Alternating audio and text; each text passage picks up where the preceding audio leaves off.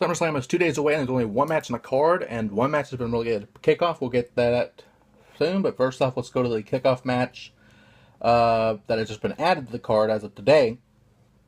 The Broken Hardys and Jason Jordan Angle will face the Intercontinental Champion, The Miz, and his Mizteroge of Bo Dallas and Curtis Axel. For those who've been out of the loop the past couple months, the Hardys, of course, came at WrestleMania. They have been showing broken-like tendencies. That's why I've called them the Broken Hardys instead of the Hardy Boys. Because, to be honest, it's been 20 years now? Or something like that. They're not Hardy Boys anymore. They're Hardy Men, if anything. But they have had broken tendencies over the past few months of them being in WWE. Of course, that being with the GFW lawsuit, as well as the battle for the Broken Universe.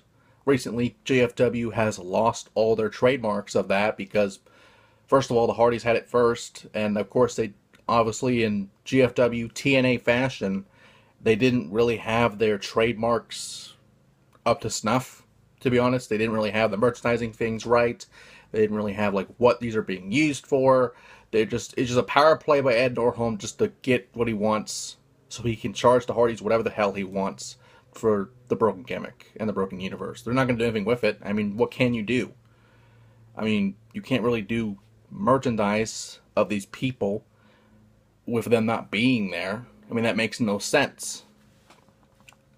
But that's another story. That's another story for another time, really. But nonetheless, I mean, they have been showing broken-like tendencies. They have called themselves Woken, which is fucking great. The fucking Woken universe, apparently. To even where Finn Balor has played a little bit of it. I think calling himself Fatal Finn Balor or something like that. And of course, Jason Jordan is Kurt Angle's Black Sun, which there's nothing wrong with that. It's just completely out of left field. You know, seeing Jason Jordan as the son, people thought, oh, maybe Chad Gable might be the son.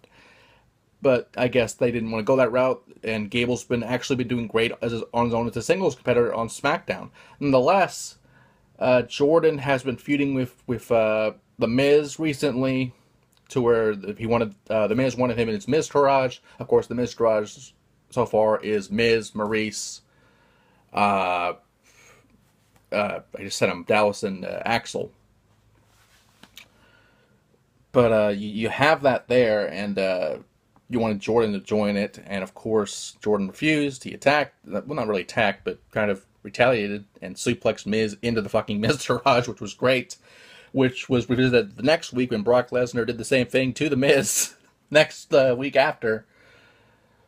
To where Miz and Jordan were supposed to have a match, non-title, of course, but the Miztourage interfered, causing disqualification. The Broken Hardys come out and help out, having a six-man tag on that Raw, to where now this match is basically a rematch of that.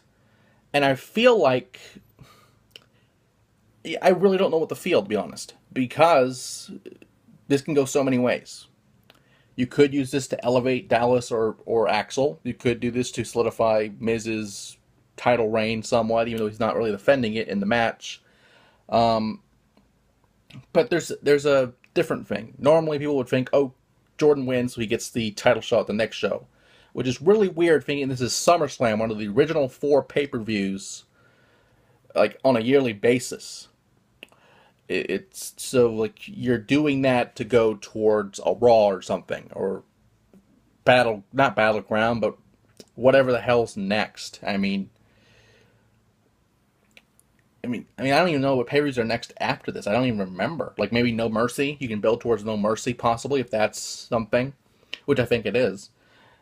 But why would you do that? Why would you not have the Intercontinental title on the line at SummerSlam, where we've had great Intercontinental Championship matches like the British Bulldog and Bret Hart, like Roddy Piper and Bret Hart, God, I want to say Jericho and Benoit, but a lot of people don't mention that because obviously of what happened to Benoit and what he did. But it was still a great match nonetheless for the Intercontinental title. And of course, countless others as well. I mean, especially recently, I can't think of any off the top of my head that were great Intercontinental Championship matches. Not that they weren't good. It's just, you think of Savage and Steamboat at WrestleMania. You think of even the one night only match with Shawn and Bulldog. You think of, again, Bulldog and Bret at SummerSlam in England. You think of so many great matches, and a lot of matches are good, but I don't feel they're in that same caliber. Some are close, but I don't think it's gotten to that point where the Intercontinental title should be where it should be as a stepping stool to the world, not a stepping stool to the world title, like a stepping stone rather, but kind of when you lose the title, your next step obviously should be the Universal title or the WWE title or whatever the world title is in that company. That's what the Intercontinental title used to be. So nonetheless, I feel like you could use this to give Broken Matt or Brother Nero a shot at the title. I don't know if they would do that, but it's a possibility. Nonetheless, I feel like the Broken Hardys and Jason Jordan will win, but I don't know who will pick up the win. It could be Jason, could be Jordan, could be Matt, could be Jeff, could be whatever you want to call them. I don't know, but all I do know is that is something that could happen. And finally, we've already talked about the SmackDown Tag Title match, but there was a small update with that it has been relegated to Kickoff. Again, with that, we do know that Kofi, Big E, and Xavier Woods will defend the titles. I almost said Kofi because Kofi and Xavier faced the Usos a couple days ago on SmackDown. But that's, that just takes out the surprise. Like I said last time, we do know who is defending the titles, and I don't know if that's a good thing or a bad thing. Because with the New Day, there's always that surprise. But it's interesting to see what happens here. It really is interesting to see what could happen, especially since we no longer have a male Money in the Bank person. We have Enzo in a fucking shark cage. We have a lot of stuff on here that's great, but I don't know what will happen. We don't really know.